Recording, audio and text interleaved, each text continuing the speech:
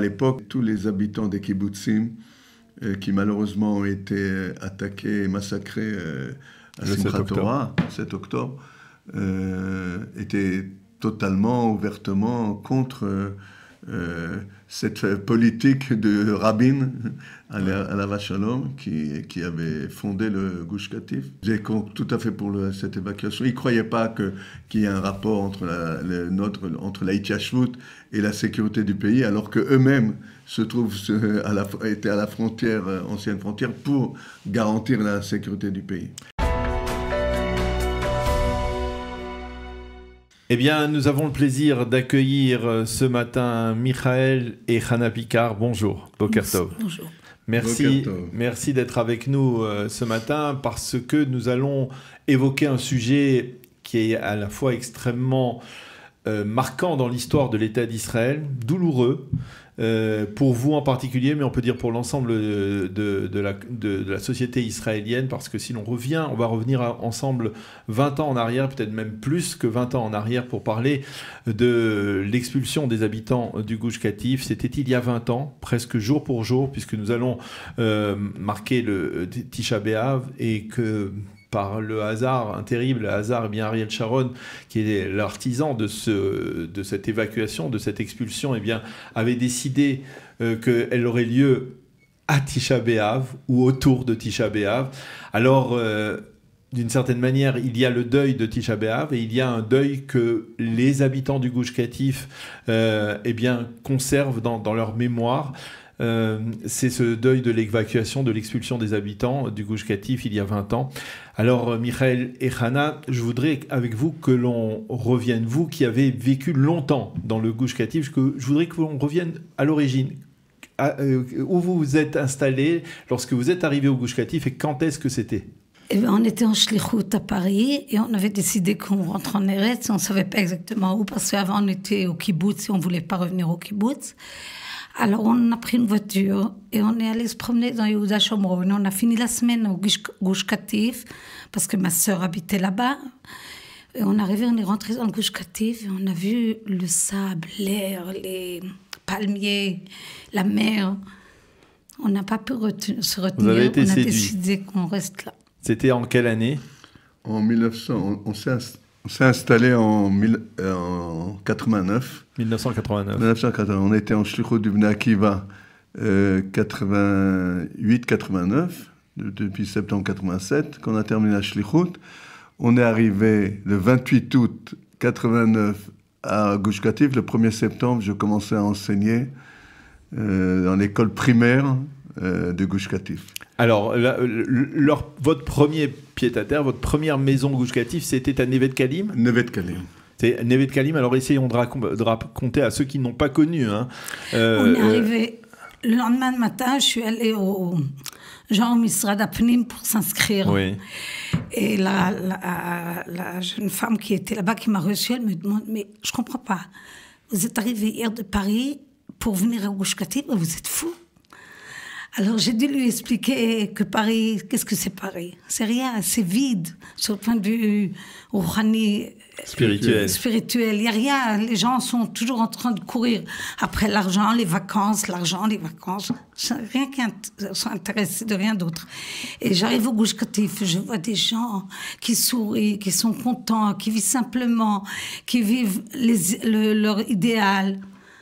C'est tout. Alors, il faut rappeler, Michael, alors vous étiez enseignant, il faut rappeler que le Gush Katif, historiquement, c'est une initiative d'un gouvernement de la gauche israélienne. Hein. C'était à l'époque, au début des années 70, c'est-à-dire à l'époque où il y avait encore le gouvernement de Rabin. À l'initial, le Gush Katif, c'est Kfar Darom. Kfar Darom qui a été fondé avec les 11 localités du Negev. 47-48. Et qui a résisté presque une année entière, je crois 11 mois, aux attaques égyptiennes. C'était donc... en 48, ça. En 48, c'était absolument héroïque. Et ensuite, jusqu'en 67, on n'a plus entendu parler de c'était donc, ça faisait partie de la bande de Gaza. Et en 70, l'armée israélienne a fondé une Itnachalut, une Herzut Nachal, une implantation du Nahal. Aujourd'hui, on ne sait plus ce que c'est, mais ça se passait comme ça. Beaucoup de yeshuvim ont été fondés. Commencé par l'armée. Ça commençait par l'armée, avec le Nahal, qui étaient des soldats des mouvements de jeunesse. Et donc, le Kfar Darom, c'était réservé au Bnei Akiva. Et c'est comme ça que les groupes sont venus. Il y a eu le premier Garin à fonder Netzer Chazani, en 75, je crois. Ils se sont installés là-bas. Et ensuite, il y a eu 77 Ganetal, et ensuite Katif, etc. Alors, parce qu'on parle depuis 2 ans, bien entendu, beaucoup de la bande de Gaza, il faudrait situer, peut-être qu'on aura l'occasion d'avoir une carte, mais situer où était l'essentiel des localités du Gush Katif. Il y avait, on va dire, au total, dans la bande de Gaza, 22 localités israéliennes du Gush Katif. Le Gush Katif, tel quel, c'était plutôt dans le sud, même si Kfar Darom, on va dire, ça fait partie aussi du Gush Katif, et peut-être que aussi les 3 localités du nord de la bande de Gaza, Dougit, on a oublié, et les Sinaï et les Nissanites, c'était dans le nord, mais on va dire, toutes ces localités, c'était un peu le Gush Katif. Où est-ce qu'était situé l'essentiel de ces localités? La capitale de Gush Katif, c'est Nevet Kalim. Voilà. Mais c'est pas le premier Yishuv. Nevet Kalim recueille ceux qui ont été déjà à l'époque chassés du Sinaï. De Yamit. Donc en 82, c'est l'évacuation du Sinaï. Et en 83... c'est le début de Nevet Kalim. C'est que nous sommes arrivés 6 ans après la fondation de Nevet Kalim. Pour parler de localités qu'on connaît aujourd'hui, dont on entend les noms, on n'est pas loin de Khan Younes. On est quelque part entre Khan Younes et Rafiar, c'est ça, hein? On avait un Ezor Ta'asiya, donc une zone industrielle à Nevet Kalim, et derrière, il y avait un mur, et derrière ce mur, il y a Khan Younes. Si tu veux une anecdote, à Rosh Hashanah. Parce qu'on raconte, dites-moi si c'est vrai, parce qu'on raconte qu'au début, eh bien, peut-être même en 1989, ou alors peut-être avant, eh bien, on allait faire, les Israéliens, les habitants du Gush Katif, allaient faire leurs achats à Khan Younes. Plus quand nous, on est arrivés. Oui, parce que c'était déjà la première intifada, n'est-ce pas? Ma sœur qui habitait avant, chaque fois, elle arrivait avec des beaux habits. Je crois qu'elle venait de Paris. Elle nous disait qu'elle a acheté à Khan Younes. Et le dentiste, il était à Khan Younes. Ils allaient chez le dentiste à Khan Younes. Oui. Et le professeur d'apprendre à conduire, il était aussi à Khan Younes. On a entendu des gens de Netzer Chazani qui venaient de Netivot, qui racontaient que dans leur jeunesse, ils faisaient tous leurs achats à Aza, et les complets pour les fêtes, etc. Il y avait même on va dire les agriculteurs, hein, vous n'êtes pas particulièrement agriculteurs, mais il y avait les agriculteurs qui travaillaient avec les Palestiniens de Khan Younes ou avec les Palestiniens de Rafiach. Ça a continué même après l'intifada. La première intifada. Hein. Oui, même après la deuxième intifada. La deuxième intifada, ça commence en 2000, fin 2000. 2004, 2004. Et les ouvriers continuent à venir, bien qu'il y en a parmi eux, il y a eu des assassins aussi. Mais ils ont continué à travailler chez les agriculteurs. Alors, on revient à la période où Ariel Sharon, à la surprise générale, on va dire, parce que personne ne s'y attendait véritablement, prend la décision d'évacuer l'ensemble des localités du Gush Katif. Qu'est-ce que vous avez... Vous vous rappelez certainement de ce sentiment. Qu'est-ce que vous avez ressenti à ce moment-là? Moi, j'y croyais pas. Je croyais pas, c'est impossible. Celui qui connaissait Gush Katif, comme si tu vas abîmer, écraser Paris. C'était grand, c'était beau, c'était vivant, il y avait tout. On pouvait, je croyais pas. Lui, il a tout de suite cru. Ah oui. Pourquoi, Michael? Non, c'est pas, j'ai pas tout de suite cru, mais disons que j'ai espéré qu'il y ait une certaine dynamique politique ou qu'une intervention divine qui ferait changer le cours des événements.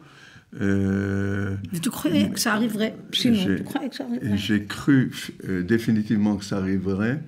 j'ai fait une comparaison avec l'époque du Sinaï, lorsque l'armée a mis un barrage, a interdit aux Israéliens de rentrer dans Gush Katif. Il fallait présenter une carte d'identité. On va dire que c'était au début de l'été 2005, voilà, c'est ça? C'était un mois et demi. Je me souviens, j'étais en réunion avec tous les inspecteurs au Misrad HaChinour et j'ai demandé à parler.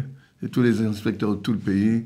Et j'ai presque pleuré là-bas. Je leur dis, voilà, je sens que c'est fini. On interdit maintenant aux Israéliens de passer. Ça veut dire que le gouvernement... bon, on sait que au niveau politique, ils avaient déjà passé tous les votes de la Knesset, etc. Mais on espérait. Et j'ai senti à ce moment-là qu'il fallait vraiment... maintenant, c'était un miracle, presque comme le passage à Mer Rouge, qui pourrait arrêter ce... Alors que Hana, jusqu'au moment où le Khayal a tapé à la porte pour nous évacuer, elle n'y croyait pas. Il faut rappeler qu'entre-temps, vous avez vécu plusieurs années à Neve Dekalim et vous avez décidé de créer une nouvelle implantation, une toute petite implantation qui s'appelait Shiratayam, qui était au bord de mer, vraiment, n'est-ce pas? Ça, c'est vraiment grâce à Hana. C'est elle qui doit raconter. Oui. Alors, c'était quoi, Shiratayam?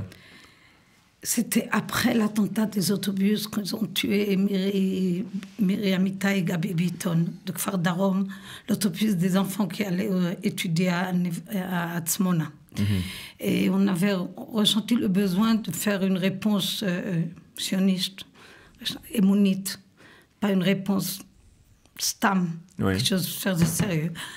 Et le Rosh HaMoatza était d'accord avec nous. Alors, il nous a poussé à faire ça. On était au commencement un bachour, qui est lui et sa femme. Et il nous a appelés, on est venus. Après, on était au commencement 3 familles. 3 familles, où ça exactement? C'est vraiment sur la plage? Sur la plage. Et au commencement, on était dans... Moi, je ne suis pas venue tout de suite. Il y a un couple qui est venu tout de suite. Ils habitaient dans les vieilles maisons des Ktsinim. Oui, c'était des officiers. C'était un club d'officiers égyptiens. Mais les maisons étaient assez pourries. C'était des ruines. Mais il y en avait 11. On voyait encore ces 11 Il y avait 11 maisons. Voilà. Alors, eux, ils habitaient là-bas. Et moi, quand j'avais un bébé de 1 an à ce moment-là, alors j'ai dit que je ne peux pas venir. On a attendu les caravanes. Alors, on a attendu les caravanes. Et Michael, il n'était pas tellement pour. Alors, j'ai dit que je viens seulement s'il y a de l'eau coulante. C'était en quelle année, ça? C'est en 2001. 2001, c'est-à-dire au début de l'Intifada, la seconde Intifada. On était 4 ans et demi là-bas. 4 ans et demi. Jusqu'en 2001 et jusqu'en 2005. Et donc, c'était une toute petite implantation. C'était probablement la plus petite implantation Ensuite, il y a eu encore Kerem Atzmona. Il y en a eu d'autres qui ont été créés. Alors, vous nous disiez que vous étiez hésitant concernant la concrétisation de cette décision d'évacuer. Racontez-nous la période, parce que les Israéliens se souviennent bien entendu de toutes ces manœuvres politiques, du référendum au sein du Likoud qui avait été bafoué par Ariel Sharon, c'était à l'époque en 2004. Après, un dictateur, un démocrate. La décision, voilà. Comment ça s'est passé? Comment vous avez vécu ça de l'intérieur, tout cela? D'abord, on a participé aux manifestations. Oui. Il y a eu beaucoup de manifestations. Il y a eu beaucoup de manifestations. Hana a été parmi les rares familles qui se sont installées dans le Gan Avradim, le jardin des roses en face de la Knesset. Ah oui. Il y a eu là-bas aussi un meeting de quelques jours. On était actifs. Et sauf chez le Dava, on est arrivé vraiment à la limite, c'est-à-dire les dernières semaines, où c'était vraiment le blocus. Et à ce moment-là, on a 15 jours avant ou une semaine avant, j'ai arrêté de travailler, on était là-bas. Mais Hana était aussi très active à la Knesset. Oui, parce qu'il y a eu aussi des événements autour des manifestations, des arrestations de jeunes, une Cour suprême qui est très rapide, très prompte à défendre, on va dire, certains manifestants aujourd'hui de la protestation contre la réforme judiciaire, ou même des Palestiniens, qui étaient beaucoup plus neutres quand il s'agissait de défendre des jeunes filles adolescentes qui avaient été arrêtées par la police, n'est-ce pas ? au niveau de la justice suprême, on a été d'abord terriblement découragés lorsqu'on a vu qu'ils ont fermé le dossier d'Arik Sharon. Et c'était évident que ce qu'avait dit Tzvi Handel, que Omeka Hakira, Omeka Akira. Tzvi Handel, c'était un député du Parti national religieux, du Parti sioniste religieux, qui avait dit en fait que Sharon avait pris cette initiative à cause des enquêtes dont il faisait l'objet pour essayer de trouver grâce aux yeux de... Et il a trouvé grâce. Il a trouvé grâce et ils lui ont fermé le dossier. Ça, c'était déjà le premier écœurement. Et donc, on a vu ensuite les enfants faisaient n'importe quelle manifestation. Ils étaient arrêtés pour un oui ou pour un non. Mon fils a été arrêté. Et quand je lui ai demandé, il a été jeté en prison. Je lui ai dit, mais qu'est-ce que tu as fait? Il a éclaté de rire. Il m'a dit, mais qu'est-ce qu'ils t'ont dit? Ils m'ont dit que j'ai passé outre un barrage de police. J'ai dit, mais c'est vrai. Il me regardait en riant, d'un air de dire, mais non, mais il n'y a rien eu. Et on n'a jamais su ce qui s'était passé. C'était vraiment à tire-larigot. Et bon, lui, il est resté quelques jours, mais il y a d'autres qui sont restés un mois. Il y avait aussi, à cette époque, et c'est un souvenir que moi, en tout cas personnel, qui me marque, c'est qu'il y avait une forte mobilisation, on va dire, du mouvement sioniste religieux en Israël. Les grandes manifestations, on se souvient de manifestations à Kfar Darom, à Kfar Maimon, mais aussi le sentiment de ne pas être suivi par, on va dire, même l'ensemble de la droite, le Likoud, sans parler du reste de la population, comme si, d'une certaine manière, c'était un combat du sionisme religieux et de personne d'autre. Le problème, c'est qu'on n'avait pas ni le Arutz 14 et on n'avait pas de porte-parole nulle part. Il y avait seulement la radio normale qui était tout à fait contre nous et on a fait de nous des monstres. Alors les gens, ils se gênaient de dire qu'ils étaient pour nous. C'est-à-dire on était des alimoutes, on était violents, on était des menteurs, on était contre le pays, on comprenait On remettait pas. en cause même la loyauté à l'armée israélienne. Insubordination, il avait... Oui, c'est aussi ce que personne, pratiquement personne n'a fait. Ils ont... les Israéliens à l'époque, lorsqu'ils ouvraient la radio le matin, ils écoutaient Aryeh Golan, Reshet Bet, et une des choses les plus impossibles à accepter, c'est qu'il avait choisi un habitant de Neve Dekalim, qui lui voulait quitter de plein gré. C'était le seul, et qui se plaignait qu'on ne l'aidait pas à quitter Neve Dekalim. Alors il interviewait tout le temps. Qu'est-ce que tu penses? Qu'est-ce qu'on fait comme problème? Il y avait une véritable mauvaise foi de la part des médias israéliens qui n'ont pas du tout accepté de véhiculer, on va dire, le message des habitants du Gush Katif. Mais aujourd'hui, c'est pareil. Il faut faire attention si vous écoutez les médias normaux, il faut faire très attention. Il y a beaucoup de mensonges, il y a beaucoup de choses qu'ils disent parce qu'ils veulent sans aucune Alors racontez-nous le jour de l'évacuation, le jour de votre expulsion de votre maison. Comment ça s'est passé? C'était, je suppose, tout de suite après Tisha B'Av de 2005. C'était quelques jours après. Nous, c'était le jeudi. Voilà, Tisha B'Av, c'était dimanche. Le dimanche, il y a eu encore lundi, mardi, mercredi. Mardi, mercredi, ils ont évacué Neve Dekalim. Et jeudi, ils ont évacué. Comment ça s'est passé? Racontez. Il y a eu, d'abord, nous, en tant qu'habitants de Shirataya... Oui, on a... Oui, j'ai donné une photo. Et en tant qu'habitants de Shirataya, on a réfléchi comment est-ce qu'on devait réagir. Est-ce qu'il devait y avoir une réaction officielle, générale du Yishuv ou pas? Sauf, étant donné qu'il y a certains ne voulaient pas se laisser faire, et d'autres qui disaient on ne peut pas se battre avec les soldats. On a laissé chaque famille décider sa réaction. Vous, personnellement, comment vous avez décidé? Personnellement, j'ai dit à mes enfants, celui qui veut se battre avec les soldats, pas à la maison, en dehors de la maison. On avait un fils, à nous, était soldat lui-même, et il était avec nous, il avait reçu une khoufcha. J'ai dit, on ne se bat pas avec les soldats, on ne se bat pas avec les policiers. Certains de mes enfants m'en ont voulu par la suite, Mais tout le monde était là, tout le monde est venu, on était tous là. Hana a organisé un repas, et lorsque les soldats, c'était le Mishmar HaGvul qui est venu chez nous. Et lorsque Mishmar HaGvul est venu, ils étaient un peu plus humains que... Si on voit sur la photo, ils nous regardaient un peu... Avec l'émotion. Ils étaient émus, ils pleuraient. Et je ne voudrais pas rentrer dans des considérations dues aux communautés d'origine, mais on sentait que le cœur battait avec nous. Mais on leur a dit, laissez-nous le temps de nous organiser. On a appelé tout le monde et on a mangé. Moi, j'ai pris un sefer de la Yeshiva de Merkaz Harav. On parle de la mitzvah d'habiter en Eretz Israël, etc. Je faisais encore des clins d'œil vers les soldats pour essayer de les encourager à refuser de remplir l'ordre. Et puis, ils nous ont laissés. Ils nous ont donné au moins 2 heures. Et quand il a fallu quitter, c'était vraiment Tisha B'Av. On a déchiré on a fait créa, comme font les gens en deuil. On a déchiré la chemise, on a fait avec la bracha de Dayana Emet, comme ça les rabbins nous avaient dit qu'il fallait faire en sortant de la maison.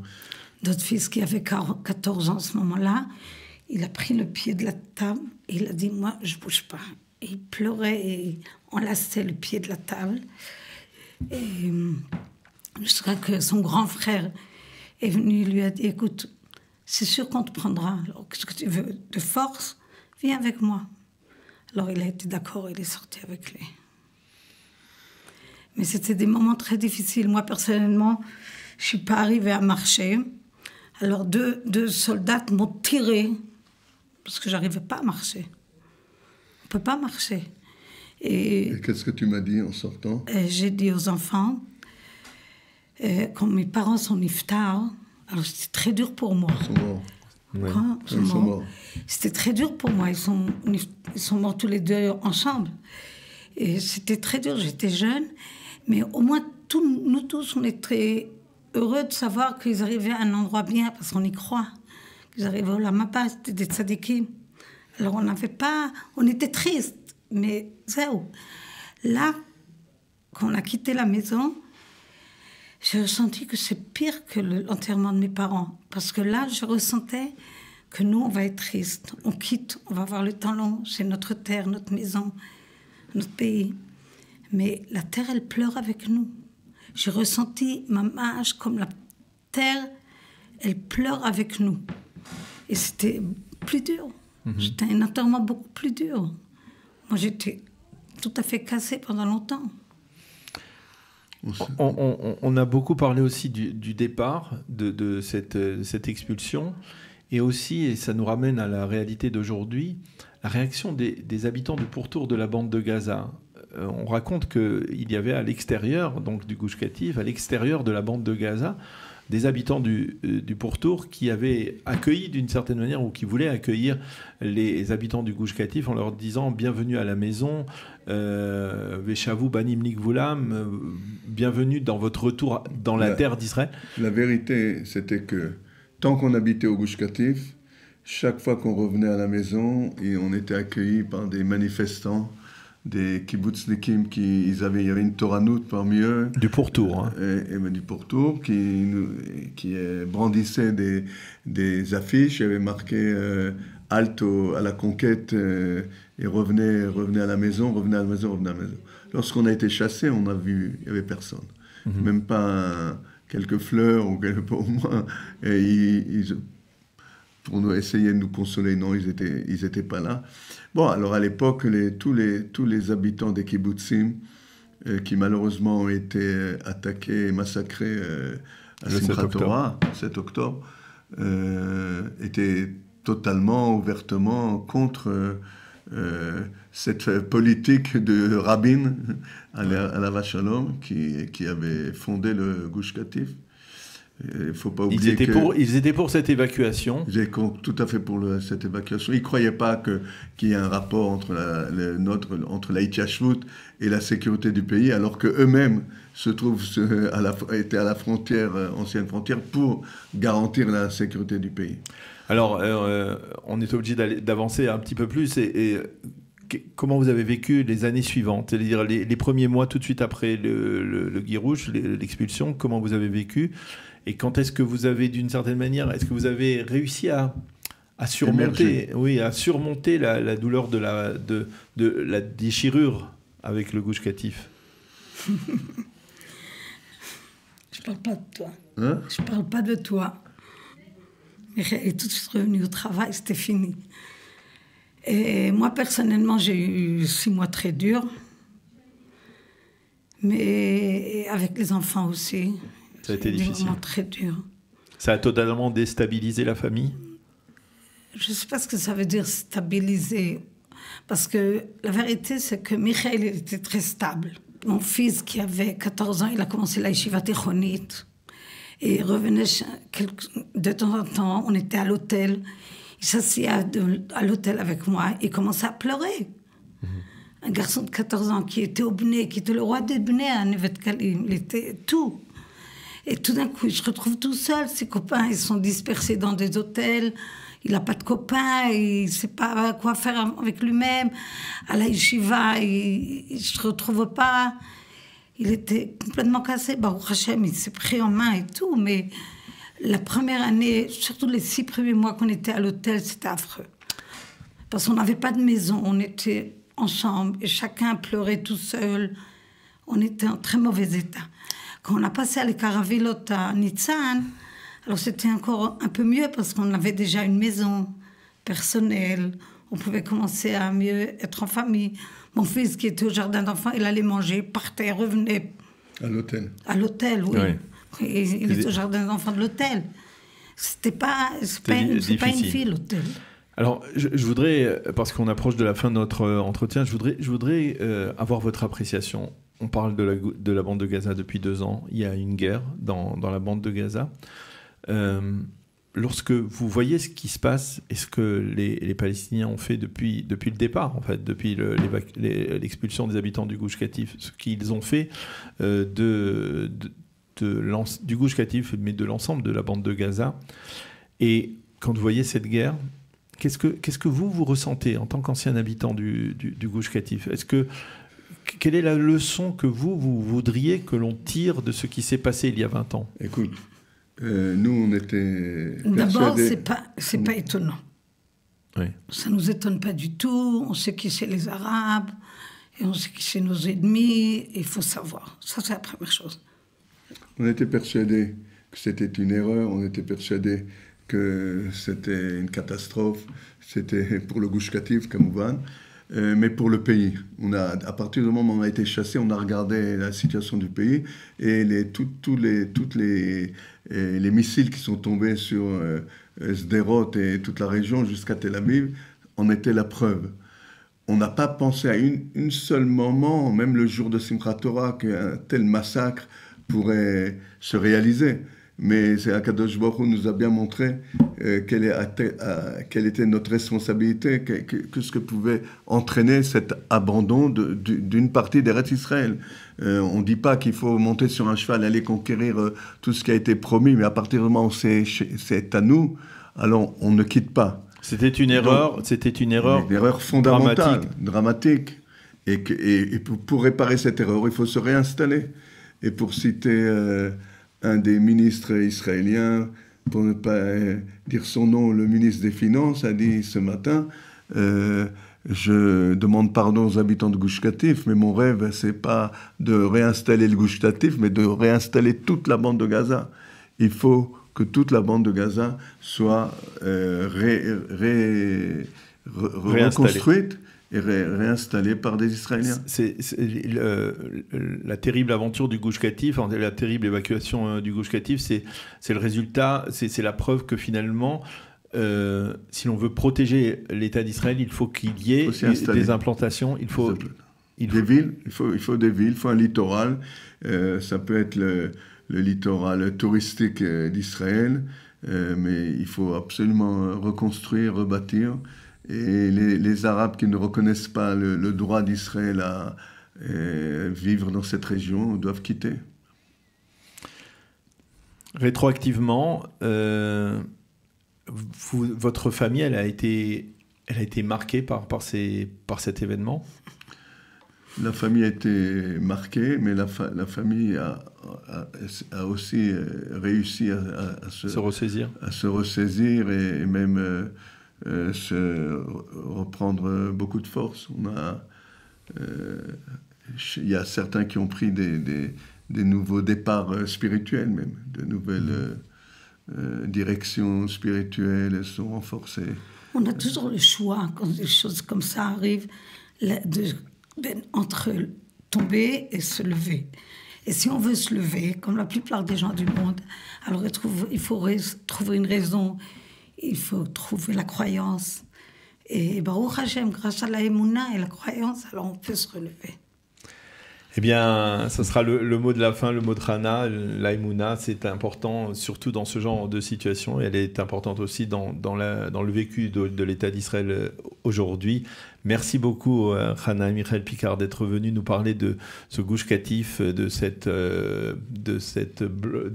ensemble de localités juives qui avaient été installées donc au cœur de la bande de Gaza, dans le sud de la bande de Gaza, et qui a été évacuée il y a 20 ans, presque jour pour jour. Merci beaucoup de nous avoir fait partager votre expérience difficile à ce niveau, à la fois exaltante mais aussi difficile.